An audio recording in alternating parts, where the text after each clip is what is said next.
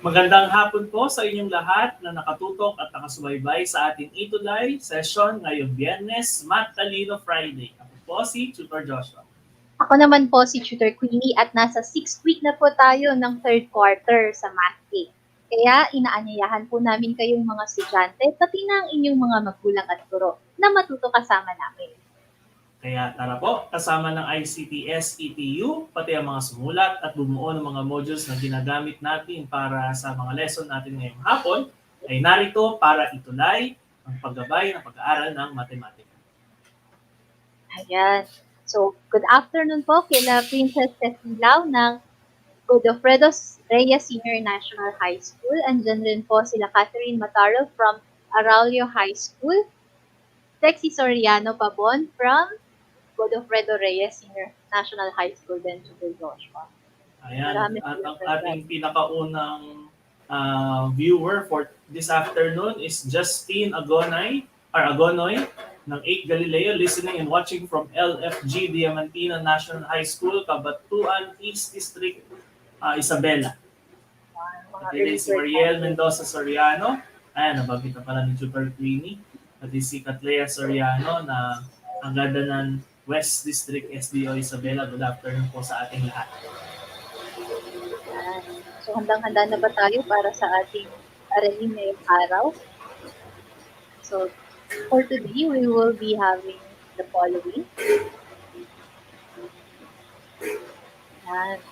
So, mag-prove tayo ng statements involving triangle congruence and apply concepts improving triangle congruence in real-life situations. Yan. So medyo mahaba-haba yung ating magiging discussion today, no, Tutor Queenie. So yung ating exercises and activities ay may parang special cases tayo mangyayari, no, Tutor Queenie, kasi hindi tayo basta-basta makakapag multiple choices ngayon. Ayan, good afternoon po kay Jasmine Castro Bulan ng Dabad National High School. Ayan, good afternoon po. Janelle Buna ng Godofredo Reyes National High School din, ng FSDO Camarines Sur. Nakikita ko, Tutor Joshua, ito yung mga estudyante ni Ma'am Veronica rin. Good afternoon po sa inyo.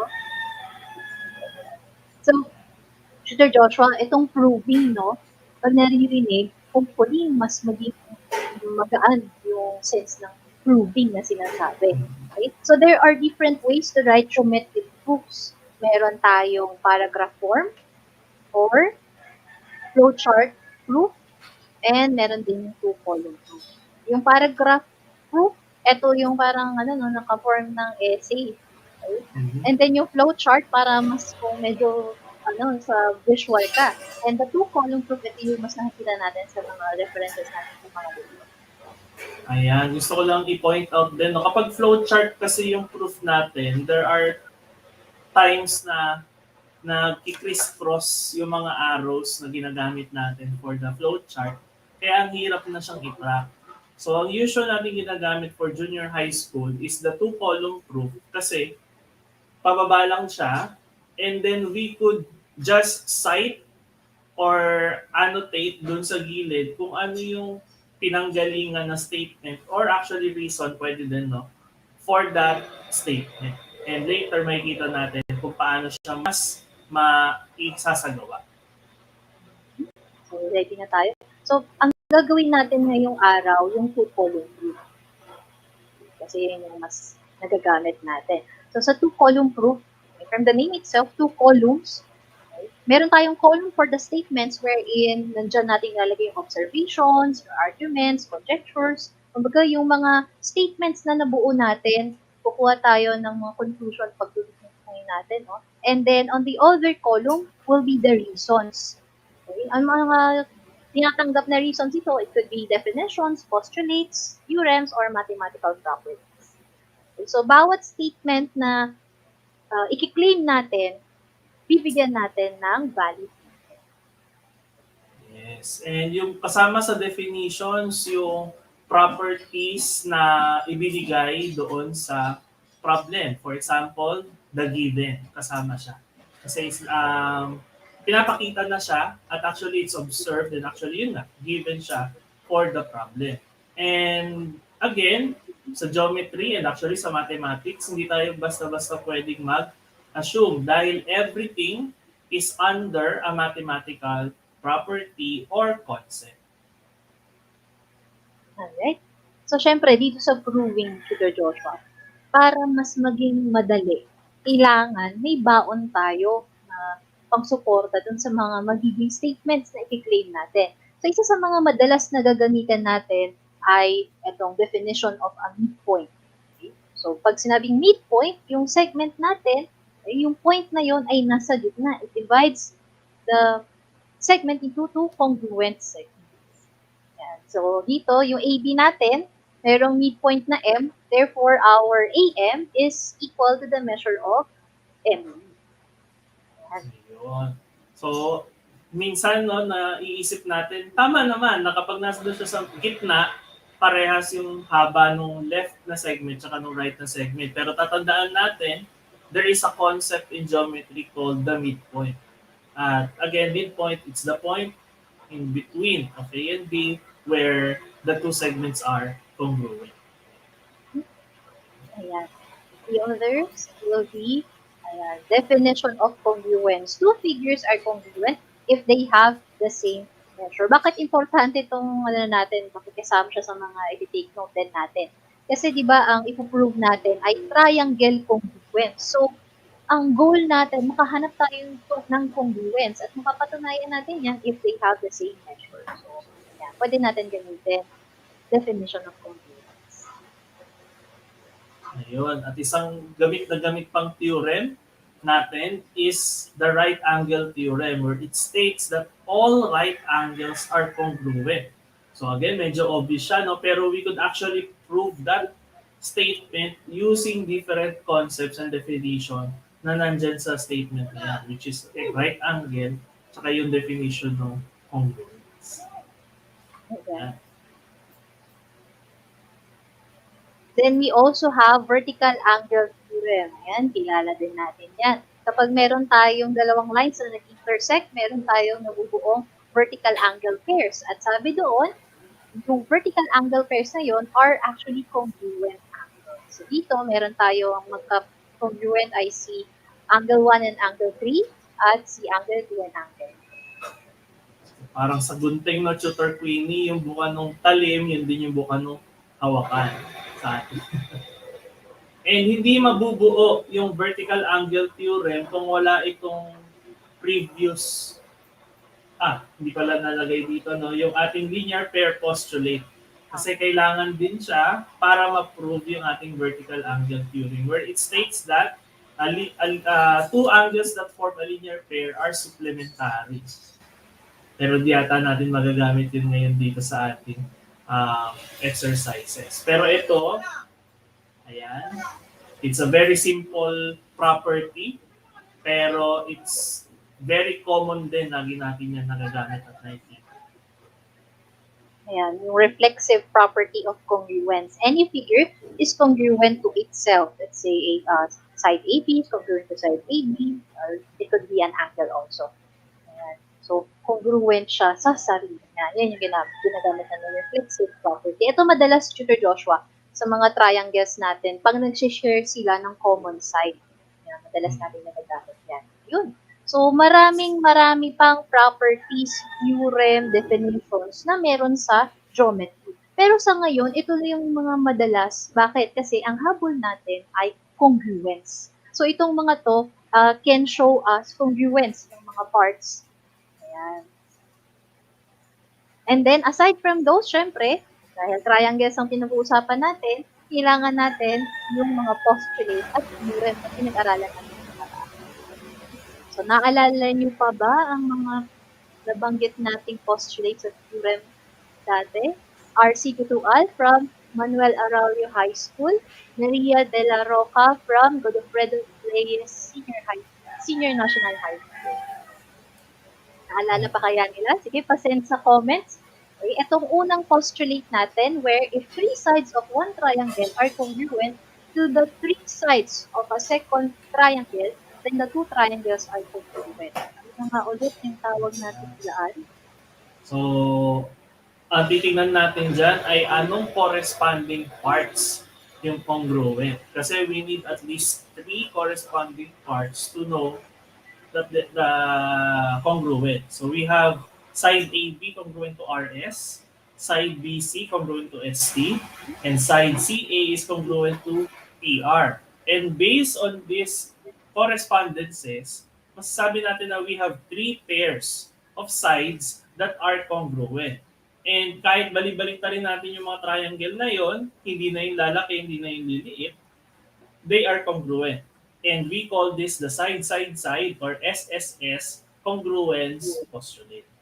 Ayan. Kuwang-kuha nila Marky Soriano, Alki Samadri, kasi Soriano, Veronica Re, Samantha Fajardo, Francine May, Cesar Orenza, and Mary Lalobo.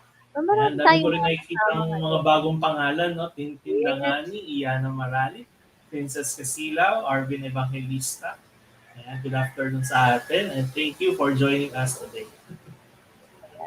So, ito ang ating unang postulate, no? So, ibig sabihin, Tutor Joshua, pag nakita nila may corresponding na tatlong pairs ng sides, congruent ang triangles natin. Pero hindi parate na tatlong sides na pares yun, no? Meron din ibang instances. Ito, yung pangalawa natin. Okay? Isipin mabuti. Ano na nga ulit itong postulate na to? If two sides and the included angle of one triangle are congruent to two sides and the included angle of a second triangle, then the two triangles are congruent. Ano na ito? Okay, so we are given 2 pairs of sides and then 1 pair of included angle. So dun pala, makikita natin yung included ay nasa pagitan or it's being shared by the sides. Okay? So, yung common endpoint ng sides na yon, nandun yung vertex ng angle. So we call this, ayan, sabi na Samantha Fajardo, Francine May, Arvin Evangelista, and it's called SAS or side angle side. Ayan, congruence postulate. Ayan. Naaalala pa nila. That's very good. Okay. Meron din tayo, Tutor Joshua, no? Bukod dito, may pangatlo pa. Okay. This case was, if two angles and the included side of one triangle are congruent to two angles and the included side of a second triangle, then the two triangles are congruent. Dito naman, yung included side, ito yung shared or common side nung dalawang angle. Okay, so dapat nandun siya sa pagitan, kumbaga, ng dalawang angle. Ayan, may sagot na sila, Tutor Queenie. Ayan. The answer is angle side, angle postulate. So, tatandaan lang, no? Yung side ay nasa gitna nung angle-angle para indicate natin na ang side ito ay included. Good job, everyone. And we have Carl Agabao, Eliza Sawal, Catherine Kakatian. Sama ba? Ayan, tama. Ayan. Bago natin kasama ngayon, Tutor Joshua. Ayan. Welcome po. And meron din tayo, Tutor Joshua, ito, yung postulate na yan, meron yung related na theorem yan. So, kung hindi included side, it could be if two angles and a non-included side of one triangle are congruent to two angles and the corresponding non-included side of a second triangle, then the two triangles are congruent. Yan. So, again, it's a theorem kasi hango ito doon sa nauna nating, actually pangatlo, yung pangatlo nating congruence postulate na ASA. Kaya be careful on the correspondences and arrangement of your corresponding parts. So, kung ito ay angle-angle side, dapat ang na-type nyo sa inyong sagot ay AAS theorem. Okay? Again, this is a theorem. Bakit siya theorem? Kasi if you remember, ang triangle natin, the sum of its interior angle measure is 180. Given na tayo ng dalawa, mapapatunayan na natin na yung pangatlo, magiging congruent dun sa pangatlo dun sa kabila. Okay? And we could also use ASA dun sa triangle. Pero nakagawa tayo kumbaga ng bagong konsepto using a previous concept. Ganon nabubuo yung theorems in mathematics. Naka-related with the postulate. Alright? So, bukod doon sa mga postulate at theorem na pwede natin gamitin para we can conclude that the triangles are congruent, meron din tayo CP-CPC, where corresponding parts of congruent triangles are congruent. So, kailan natin ginagamit ito? Okay? So, kung meron na tayong congruent triangles, we can conclude na yung corresponding parts ay congruent din. So, may mga statements kasi, Tutor Joshua, na hindi natatapos sa congruent triangles lang, no? Tinatanong din na i-prove natin kung yung isang part ba ng triangle ay congruent sa corresponding part niya sa kabilang part. So, tignan natin kung paano tayo nakakapag-prove gamit yung mga postulate and theorems, and especially this concept na CP-CPC. Okay? So, ito actually, Tutor Joshua, yung proving, ginagawa na natin ng mga nakaraang session, no? So, pag tinatanong natin anong postulate or anong theorem yung mag-prove na congruent yung triangles natin. So, by processing, iniisip nila, no, meron akong pairs ng sides, pairs ng angles, then, nagkakaroon sila ng conclusion kung ano na yung kailangan nila. So, dito, gagawin naman natin ngayon, ilalagay lang natin sa table form or column form. So, familiar na sila dito kung paano yung proseso nito. Lagay lang natin doon sa proof form natin. Okay, ito yung unang paraan kung paano natin sinusulat yung proof in sentences o kaya in paragraph. Okay, so in the figure daw for number 5, FG is congruent to segment JG and side HG is congruent to AG. Okay? Pinakikita siya no ating tick marks na meron tig isa for FG and JG and tigalawa for KG and HG. So we already have two pairs of sides. Then also, meron na tayong vertical angles na pinakita and we know that vertical angles are congruent. Ano ngayon ang masasabi natin in these two triangles, Tutor Queen? They are congruent since meron tayong side, angle, side, corresponding parts. So, na-congruent sa kanilang triangle. Okay. Ayun. So, meron tayo side, angle, side. Yung pangalawa naman, Tutor Joshua, nakikita natin no, na yung LM at saka yung NO, may tag-isang tick mark, so sila yung congruent. Si LO at saka si NM naman, sila rin yung congruent sa isa't isa. And then, by reflexive property, MO at saka NOM, they are congruent. So, meron tayong tatlong pares ng sides na congruent. Okay? So, we say that they are congruent by SSS postulate. Ayun, take note lang guys, no? Kapag nagpo-prove tayo ng triangle congruence, ang ginagamit natin ay triangle congruence postulates. So, yun yung SSS, SAS, ASA, pati na rin yung ating AAS theorem. So, tingnan natin kung paano naman tayo makakapag-prove using the two-column proof. Ayan. So, pag geometric proof, meron tayo ditong given, and then yung statement to be proven, and then usually meron tayong illustration na kasama or diagram. Okay? So, we have here the statements and the reasons. So, ang unang-una natin na pwedeng pagkuhaan or paghugutan ng statement, syempre, yung given. Yan. So, dito, inigay na sa atin that FG is congruent to JG and HG is congruent to KG. Okay? The reason is simply they are the given. Okay? Wala na tayong kailangan bang ipaliwanag kasi ibinigay na yun. So, yung pinakasimple nating statement and reasons.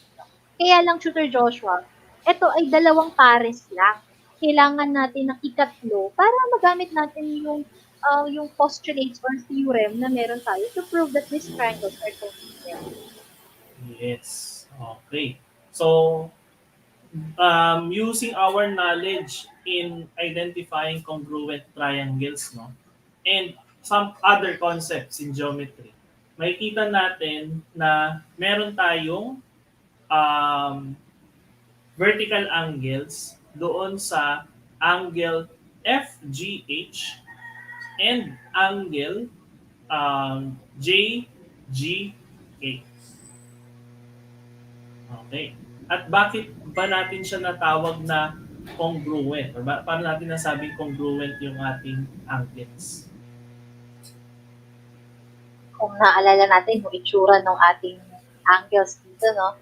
Yan yung kilalang-kilala natin na vertical angle pair.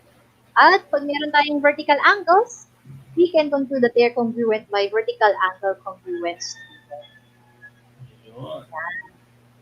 So halos parehas lang dun sa ating statement, sentence or essay format dun sa ating nauna, no? Pero dito, mas simple siya kasi diretso tayo sa statement and diretso tayo dun sa reason. Okay? Ngayon, meron tayong tatlong pairs of corresponding parts that are congruent.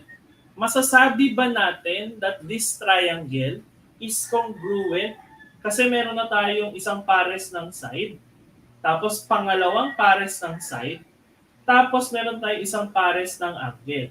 Could we say, Tutor Queenie, na congruent ito using SSA, congruence postulate? In the first place, wala tayong SSA postulate, Tutor Joshua. No? So, kailangan pansinin, ano ba ang tamang ayos ng ating corresponding parts dito? So, it should be side, and then yung vertical angle, and then yung side.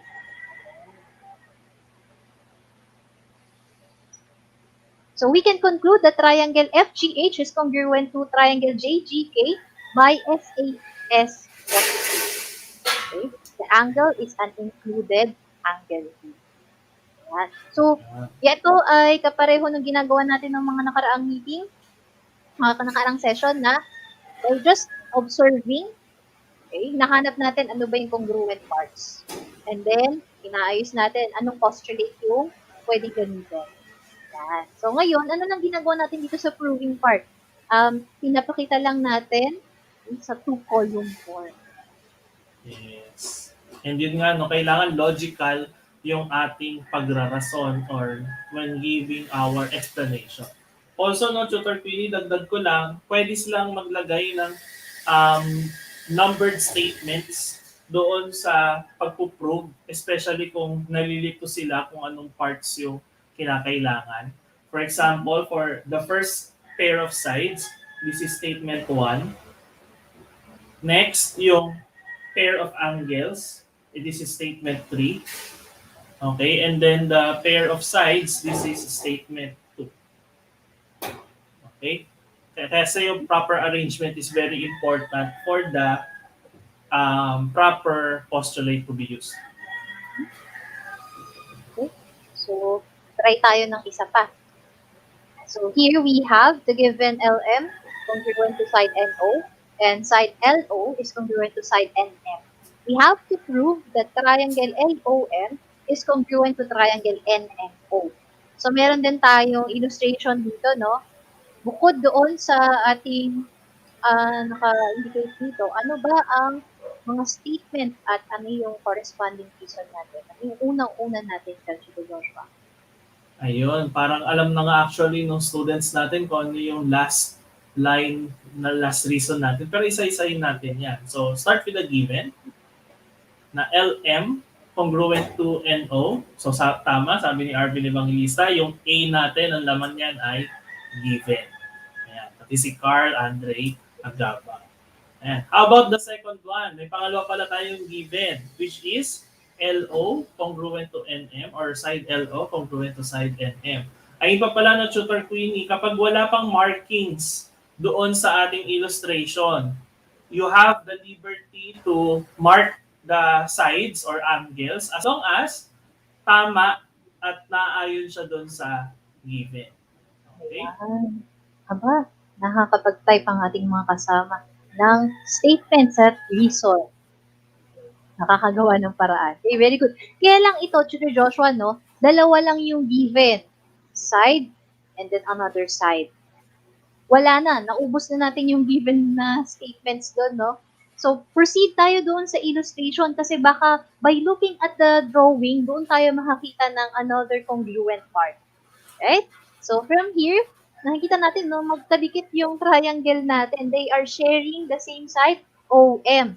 Therefore, we can say that this side, MO, is congruent to OM. Ano kaya yung reason natin for that? So, si Ayun. MO, congruent sa sarili niya. Yan. Kaya lang, Tutor Joshua, no, ayan, that is reflexive property of congruence. Kaya lang, no, bakit MO congruent kay OM? Ba't hindi na lang MO congruent kay MO? Because, tandaan natin na doon sa proof statement natin, triangle LOM congruent to triangle NMO. Kailangan ma-maintain natin yung correspondence. Ayan. So, LOM congruent to triangle NMO. So, dapat si O nagko-correspond kay M, si M nagko-correspond kay O. Kailangan ma-maintain yan para pwede natin at the end ma-conclude that the correct correspondence of this triangle are there. Ayun. And then, malapit na. Kasi fourth row na tayo. Ayun. So, meron tayong tatlong pairs of sides na congruent. At kahit bali-balik na rin natin yan, kahit pagdikitin man natin o paghiwalayin, we already have enough information to say that triangle LOM is congruent to triangle NMO. And again, kitang-kita, maliwanag pa sa sikat ng araw, ang ating postulate na nagamit is, wala.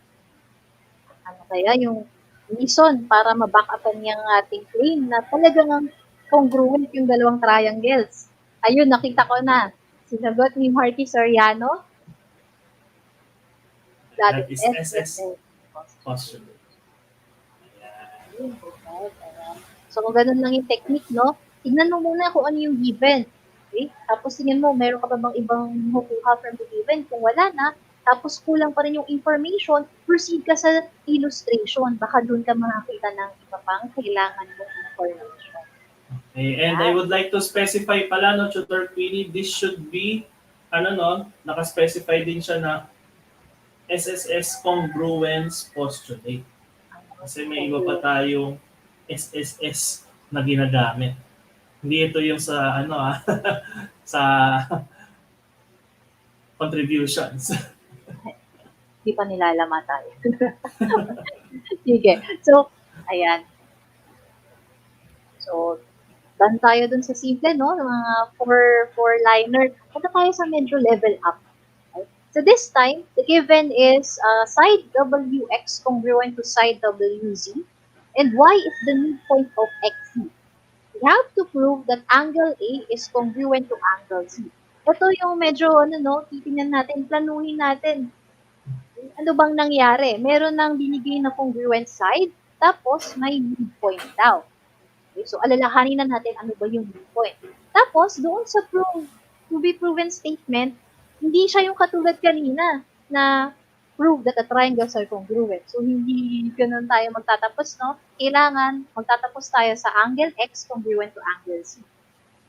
Pero, planuhin natin na paano ba natin mapapatunayan, Tutor Joshua, na ang angle X ay congruent kay angle Z? Kailangan madaanan muna natin ang isang katotohanan na dapat. Ayun, no? So, dapat, kasi para talaga nagbe-build ka ng tent, no? Kapag nagbe-build ka ng tent, minsan dapat sinusukat mo sila. And alam mo yung saktong measurement at kung parehas ba yung measurement no? Pagitan ng mga points on that tent. Okay? So, let us start with the given statements. The first statement is WX congruent to WZ. Okay? Kapag nakakita kayo ng congruent parts, pero wala siyang markings dun sa illustration, again, pwede nyo lagyan yan as long as stated doon sa problem. Okay? Next, the next given is Y is the midpoint of segment XZ. Okay. Kaya lang, paano natin ipapakita yan doon um, sa ating illustration? Kailangan malaman muna natin ano ba yung sense ng pagiging midpoint. Ayan. Ayan. Kasi, Tutor Joshua, ang habol natin, congruent parts. Tapos, bakit may biglang midpoint? Kasi, alalahanin natin na ang midpoint ng segment, ayan, is the point that divides it into two congruent segments. So, may makukuha pa rin tayong congruent parts because of that midpoint. Ayan. So, dahil midpoint ang Y ng XZ, so masasabi natin na ang measure ng XY ay equal sa measure ng YZ. Right? So, yun. Ano naman po ngayon kung equal yung measure nila? Alam natin na kapag equal yung measure ng dalawang segments or dalawang sides, they are congruent by the definition of congruence. So ayan, nagkaroon tayo ng panibagong dagdag doon sa ating illustration. Okay? Hindi kasi tayo pwedeng tumalon agad, no? Alam na natin midpoint. Alam na rin naman natin congruent yung dalawang side. Pero ang sinasabi kasi din minsan doon sa definition, equal lang yung measure. So, pwede natin itawid through definition of congruence dahil equal lang measure, edi congruent sila. Ayan. So, na-maximize na natin, no? Nagamit na natin yung WX at saka WZ na congruent. Okay na? And then, nagamit na rin natin yung Y is the midpoint of XZ, which we were able to see that XY is congruent to YZ. So, meron na tayong dalawang pares ng congruent parts. Kaya lang kailangan natin ng at least 3 para magamit natin yung ating postulator theorem. So, wala na tayong makukuha sa given, no? Punta na ulit tayo sa ating illustration. Ano ba bang information na makukuha natin from the illustration? Ayun, kapag nagtatayo tayo ng tent, minsan yung pag-triangle na build, naglalagay tayo ng stick, no, dun sa harap. At isang stick lang naman yung nilalagay natin kadalasan. At yung pahaba na yun. At yung pahaba na yun, if you notice dito sa illustration, that is the common side of the two triangles na nakikita ninyo sa illustration natin. And, ayun, yung smaller triangles. Ayun, at kapag nakita kayo ng common side, we could say that that side, WY, is congruent to itself. And ano nga property yung nagsasabi na congruent ang isang segment sa sarili niya? Alam natin yan. Ang tawag natin yun ay reflexive property of congruent. Yan. Di ba po-prove na pala natin, Tutor Queenie, yung dalawang smaller triangles na congruent. Kaya lang, yun ba yung kailangan natin para ma-prove din yung pinapaprove dito sa problem? I-conclude muna natin, no? So, dahil meron na tayong side, tapos may isa pa ulit na pares ng side, ito isa pa ulit na pares ng side. So, ano mako-conclude natin from all those information? We can now conclude na ang triangle WXYZ ay congruent sa triangle WZY. At ang ating reason will be by SSS congruence postulate. At yung sinasabi nga ni Mr. Joshua, no, na yung ating last statement should be the same with the statement to be proven. At chinek natin kanina, no, dapat ang end statement natin ay angle X is congruent to angle Z. Hindi tayo titigil doon sa pag-conclude na congruent yung triangles. Yeah.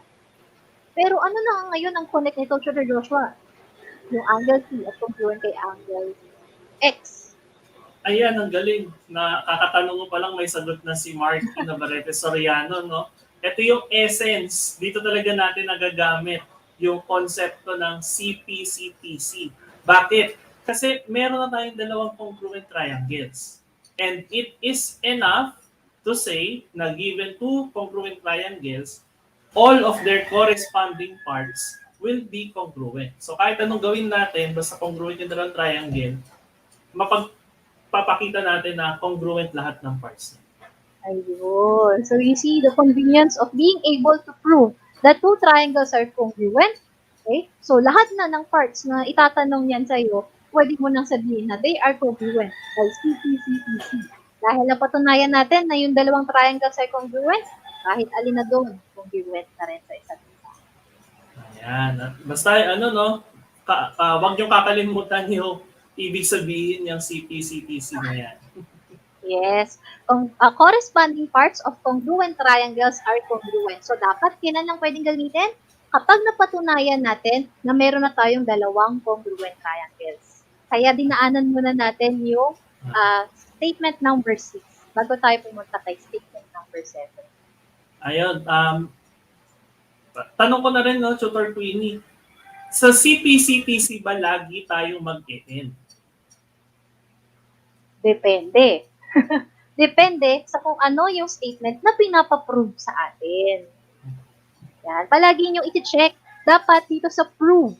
Di ba meron tayong given, tapos merong prove. Iti-check nyo palagi. Wait lang, yung prove ba doon? Pareho na doon sa last statement ko? Pag pareho na, ibig sabihin, tapos na yung proving mo, yung pag-prove mo. Pero kung hindi pa rin pareho, ibig sabihin, may kulang pa, no? Yan. Ituloy mo lang hanggang sa mapuntahan na yung kailangan na kailangan natin. Ayan. So, depende lagi doon sa problem. Okay, so let's have one last proving activity for today. Kasi nakita na natin siya sa 10th. Try naman natin dito. Ayan, wala. Wait. Try naman natin dito. Kasi, ayan. So we have here a paraglider. Okay? So dito sa paraglider natin, meron tayong triangles na na-form kapag syempre kino-construct natin yon at kailangan nating malaman kung ano yung sukat ng mga bagay-bagay dyan. The angles formed by the fabric or the material na length or of the sides, kailangan alam natin yan. So here, we are given angle Q is congruent to angle S, and angle RTQ is congruent to angle RTS. And we are asked to prove line segment QR is congruent to line segment SR. And Tutor Pini, nakakatuwa, no? Kasi meron na tayong given doon sa ating two-column proof. Isusupply na lang natin yung kailangan. Okay. So, naibigay na niya yung given eh. Yun yung pinakamadali, no? So, punta na ulit tayo dun sa illustration kasi baka dun ulit tayo makahugot ng ating additional statement. So, from there, no, ito pala ay kailangan talaga pantay, no, para safe ang pagpipad Yes. ito. So, we have here, ayun, nakikita niyo ba yun, yung linya dun sa gitna? Yan. Yung RT, yun ay yung side na sinishare ng dalawa nating triangles. So, we can say that we have RT is congruent to RT. Yung red po to the Joshua, yan, for our third statement. Yung red. Ayan. So, para makasagot yung ating viewers, no, pwede nyo sabihin yung color nung ating choices dito sa baba at sa bandang right side. Tapos ilalagay na natin sila doon sa ating two-column proof. Okay? Sige nga. What do you think would be the reason doon for our statement, segment RT is congruent to segment RT? Anong color yung ilalagay natin? Yung violet ba? Yung blue? Dalawa pala yung violet. Okay? Violet Tapos one. AAS, tapos yung isa reflexive property. Sige. Habang sinasagutan ninyo, ayusin ko yung PowerPoint natin.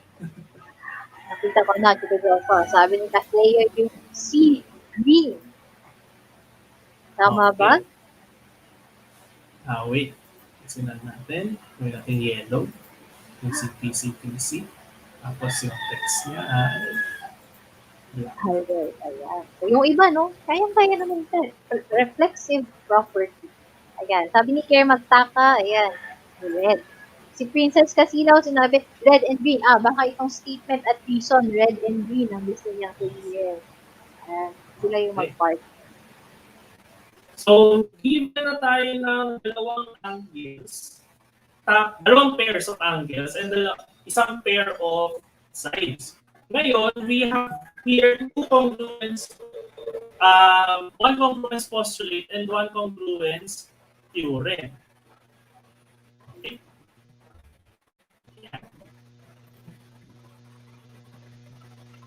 And dito, yung gagawin natin to prove that the two triangles are congruent.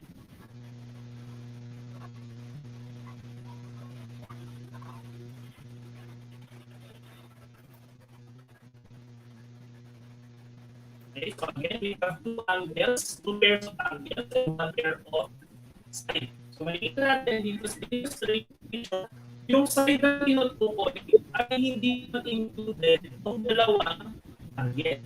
Meaning, that side is a not-included side. So, ang tamang answer for letter D, reason B is for orange. AAS congruence theorem.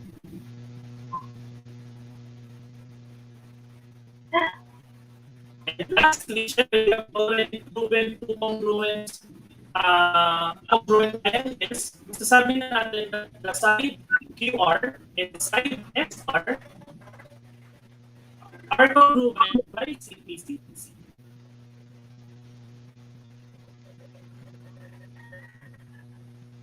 Ayan, sabi ni Jadrick Almares Amat, red, blue, purple, then green, and then yellow. Very good, guys. And I know na medyo may kahirapan yung ating proving triangles, no? Pero tatandaan po natin na kailangan lang meron tayong logical isip, especially when dealing with mathematical property. Kasi doon naman talaga siya nakukuha. Okay? So I hope na natutunan ninyo ng maigi at babalik-balikan ninyo ang lesson natin, improving congruent triangles, para sa mga susunod pa nating activities. Ayan.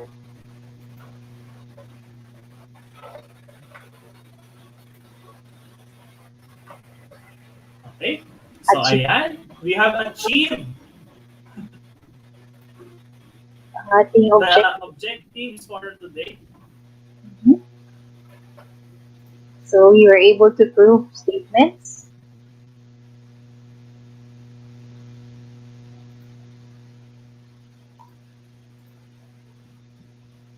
Ayan, medyo nahihirapan nata si Tutor Queenie para sa ating end. So, pero kakapit lang talaga tayo, no? Kasi para talaga ito sa bata at para sa bayan. Ayan. So we have proven statements involving triangle congruence and apply concepts improving triangle congruence in real-life situations. So tatandaan natin lahat ng ginagawa natin for mathematics, hindi lang puro para sa isip na exercise, ito rin po ay nakikita sa pang-araw-araw na buhay kahit na hindi ganoon ka-obvious. And with that, ayan, dito po nagtatapos ang ating tutorial session tungkol sa triangle congruence and proving statements about them. Tandaan natin na pwede pong ulit-ulitin ang lessons para mas lalo nating maunawaan at mabawasan ang pagkalito. Alright. So, samahan niyo po ulit kami next week sa marami pa tayong matututunan tungkol sa triangles. Huwag nating isipin na mahirap ang proving. Unahan natin, madali lang yan. Alright? Practice lang ng practice at maging familiar sa mga theorems, postulates, properties na pwede nating gamitin para unang tingin, kilala na agad natin sila. Ayun po, kung may katanungan o suggestions po kayo, maaari pong i-scan ang QR code. May QR code ba tayo dyan, Tito Joshua? Ayan. O kaya pumunta po sa link, naka-flash po dyan. Ayan, tuloy na suporta po sa mga bata, magulang at guro mula po sa amin dito sa Key to Life Math Talino Friday. Susunod po ang Math 9 with Tutor Janet and Tutor Angelique. Maraming salamat po at happy weekend everyone. Thank you po at God bless. Bye po.